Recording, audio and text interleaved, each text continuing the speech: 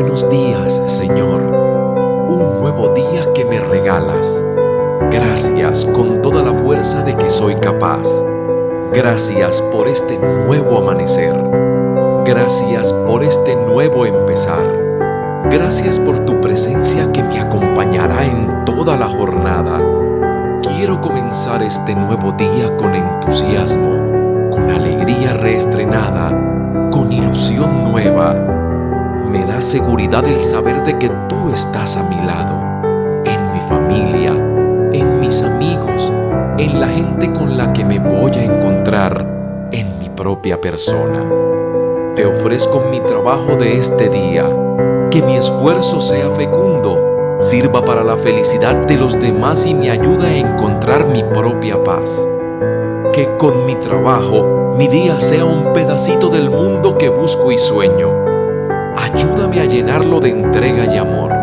Señor, que hoy viva de tal manera que cuantos se acerquen a mí descubran tu presencia y tu ternura. Buenos días, Señor. Un nuevo día que me regalas.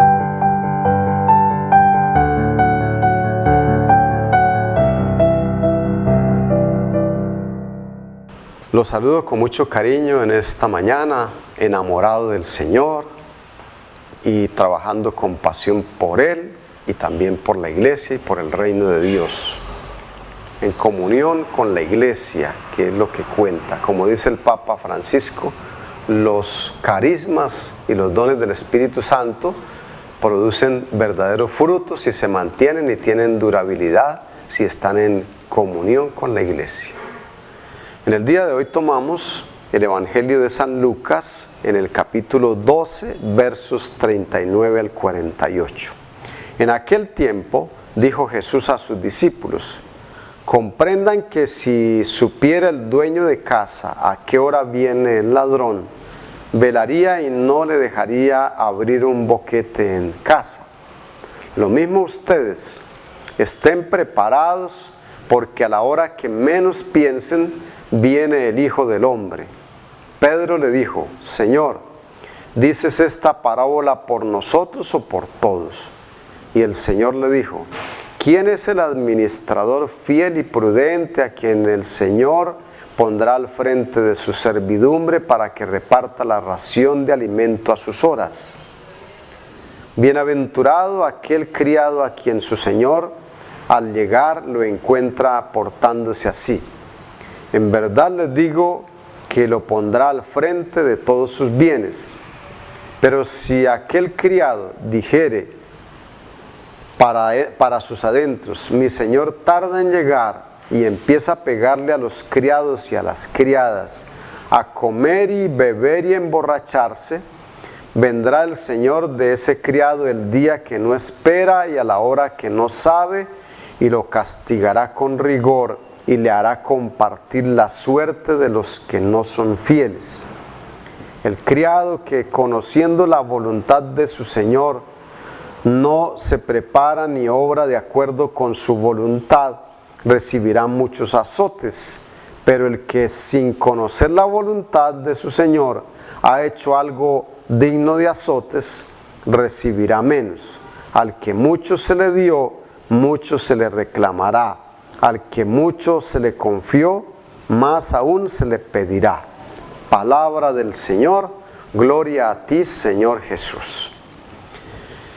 Entonces estamos centrados en la experiencia de la comunidad cristiana de Lucas, que tiene la vida centrada en el Señor, con la cabeza de Pedro, que es el que el Señor ha puesto como el que rige la iglesia, el que proporciona a la iglesia la santidad para los hijos de Dios.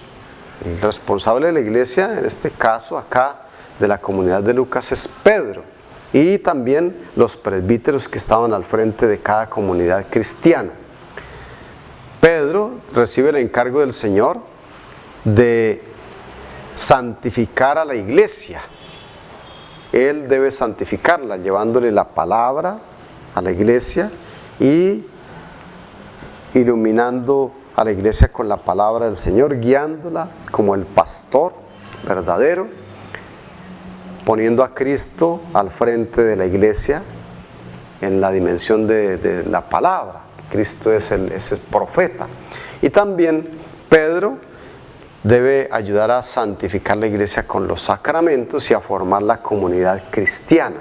Y también darle el impulso a la comunidad cristiana para que anuncie a Cristo y forme otras comunidades cristianas para que el reino de Dios vaya creciendo y se vaya extendiendo por toda la tierra. Así fue que llegó la evangelización a nosotros.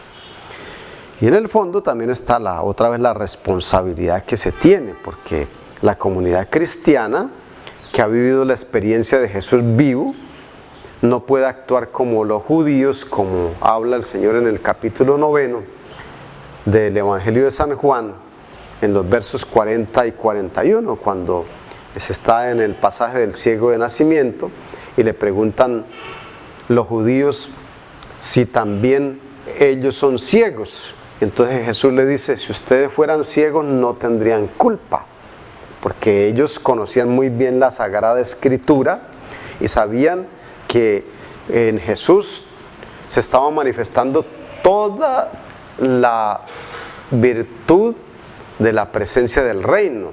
Se está hablando del agua viva, de los milagros que está haciendo Jesús, de cómo está guiando el Señor con la palabra hacia Dios. Ellos no eran ignorantes en eso, pero la ambición por las cosas y por el poder los tenía ciegos.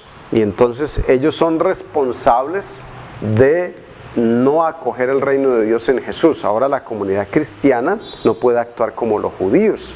Por eso les dice que no pueden ser como el servidor infiel, que cuando el Señor lo pone al servicio de sus bienes tiene que ser fiel, como dice también San Pablo en la primera Corintios, la primera carta de San Pablo a los Corintios.